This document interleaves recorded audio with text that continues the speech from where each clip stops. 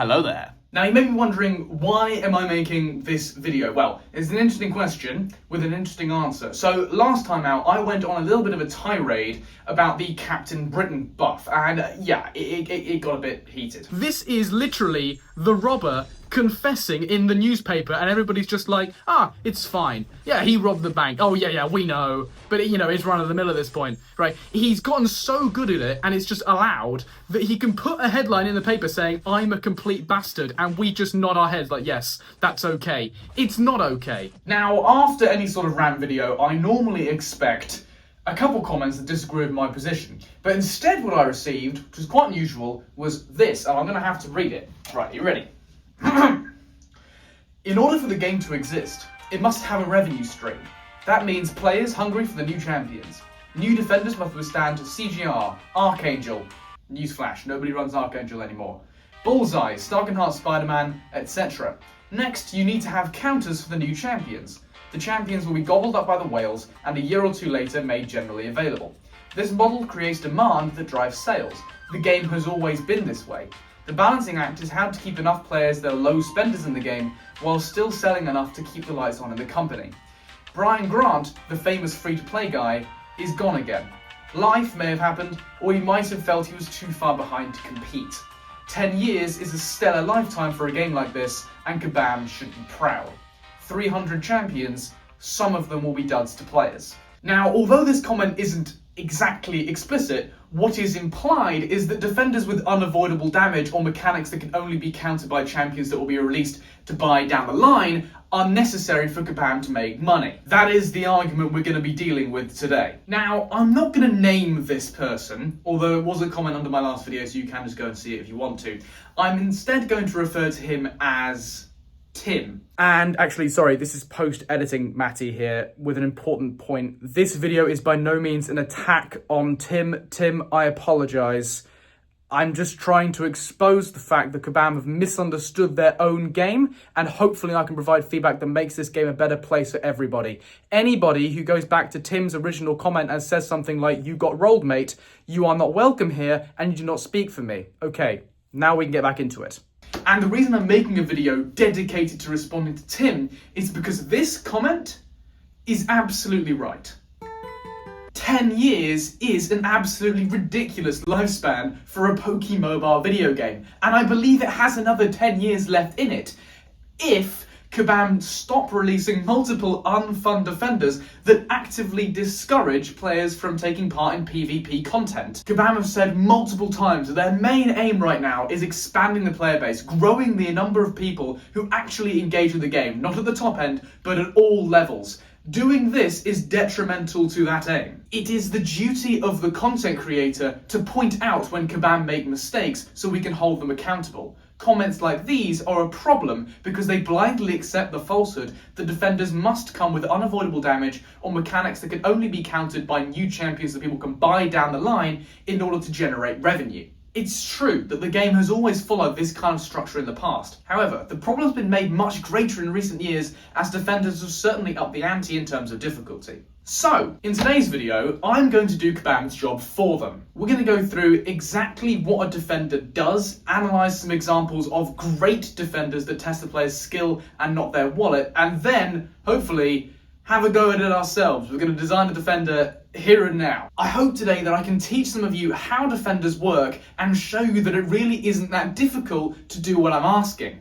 I also hope I can give you the tools to debunk people like Tim who claim that unavoidable bullshit is part of the meta and it always has been. Not a single word of that statement is true.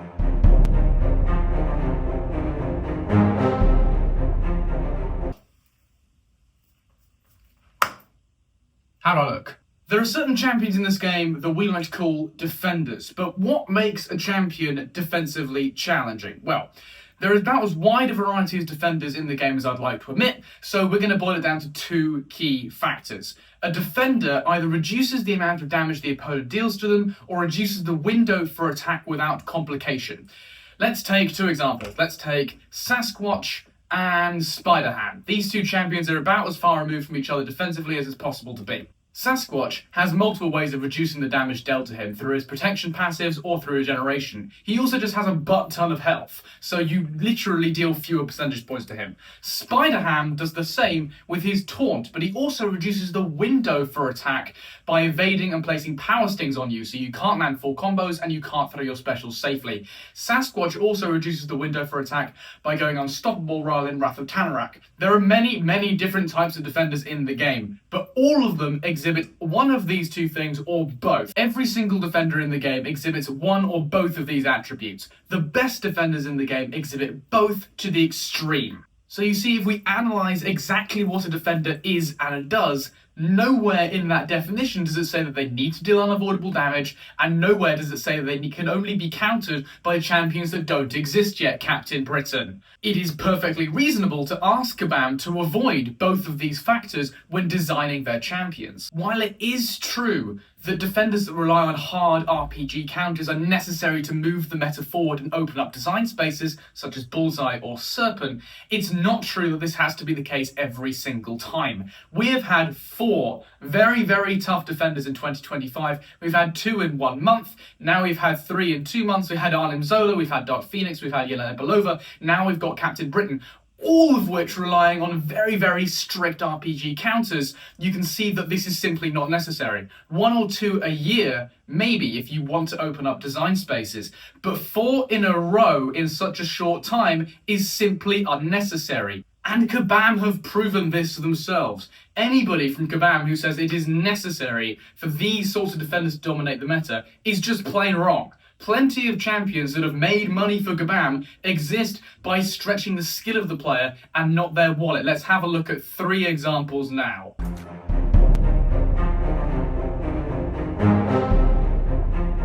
Kindred and Arcade are fantastic examples of tough defenders, but they exploit the player's skill and not their roster. As long as the player jumps through the necessary hoops demanded by these champions, the vast majority of champions in this game can take these defenders down with an adequate score in Battlegrounds.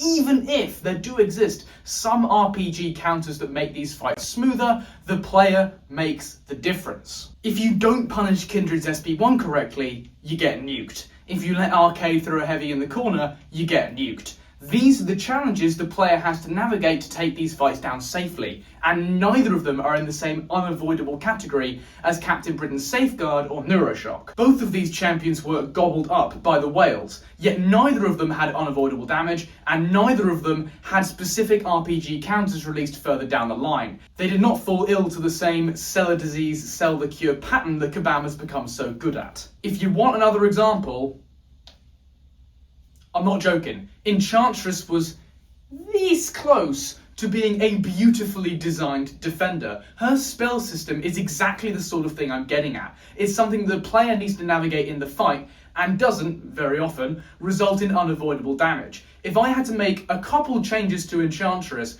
to make her a fair and balanced defender, I would remove her miss and reduce the strength of her interaction with stuff like Mystic Dispersion, or Power from Afar, or Spite, just to make sure you definitely can deal with a round of spells before she gains another. She was this close to being good. There's just a little bit of a tuning problem, and this is exactly the sort of mechanic we're looking for in our defenders. She's another champion that was gobbled up by the whales, but doesn't have a kit that is rooted in bullshit.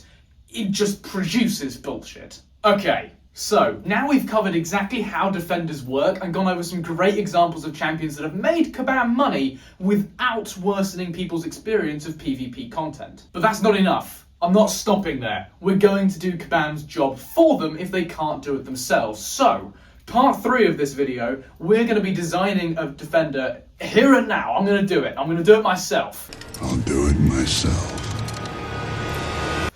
And what better champion to pick than Lockjaw? Look at him. Isn't he sweet? Right, let's turn him into a menace.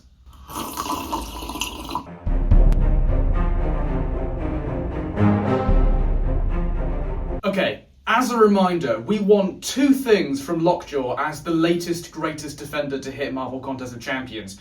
We want him to reduce the amount of damage the opponent does to him or limit the window they have to attack him. Those are the 2 things we want. We want to disrupt as many offensive loops as possible. And I'm going to show that it's very easy to do this without introducing new mechanics that don't have a way of being countered yet or unavoidable damage. I'm going to draw inspiration from Sasquatch, Arcade, Enchantress and Ares to make this design. Yeah, Ares. Did you forget that we have this insane boss fight just lying around with so much defensive potential that Kabam have ignored in favour of bullshit mechanics? Yeah, right, that is the state we're in. I'm going to assume he's a cosmic champion because reasons, and I've built in 5 main defensive problems into Lockjaw's kit.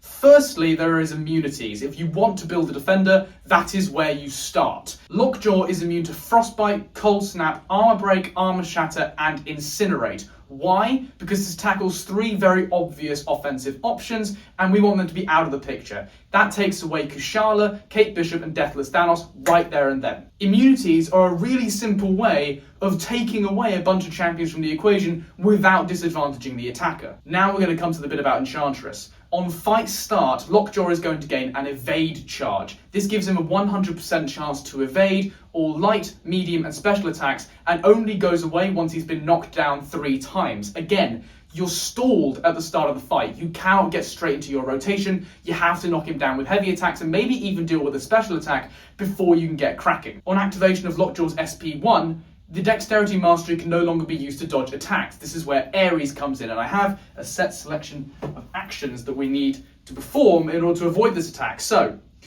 when Lockjaw uses a headbutt, swipe up or down. When Lockjaw bites, dash back. When Lockjaw uses his hind legs, use a well-timed block. On activation of Lockjaw's SP2, he gains a reversal passive. This will only be removed if the attack is punished by a heavy attack. If the attack is not punished at all, the reversal goes on a timer for 3 seconds and is then removed. So Lockjaw's special attack is a big feather in his wing defensively. If you don't deal with these special attacks properly, you get cooked and your damage rotation is down the toilet. That SB1 draws inspiration from a big problem in that Ares fight, and it exploits the skill of the player to learn these actions and do them in the correct order. With the SB2, we have the problem of maneuvering your champion into the correct place, dealing with the spacing to throw a heavy attack. That's going to be different for every single champion in the game. This does not rely on the specific champion that you use. It relies on your skill as a player to get your champion to the right place. Again, this is going down the right road. Now, rather like Sasquatch, every 5 seconds, Lockjaw will gain a Puppy Eyes passive, which reduces incoming damage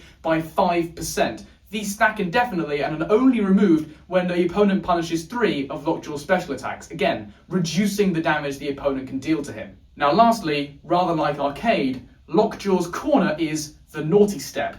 Every time Lockjaw is struck by a medium attack while on the Naughty Step, 20% of damage inflicted is reflected back to the attacker. You can change the details of this as you wish. The rest of his kit is completely immaterial. The defensive foundations have been laid. Nowhere in this defensively challenging kit is there any unavoidable damage, and there are no mechanics that can only be removed by mechanics that haven't been released yet, Captain Britain.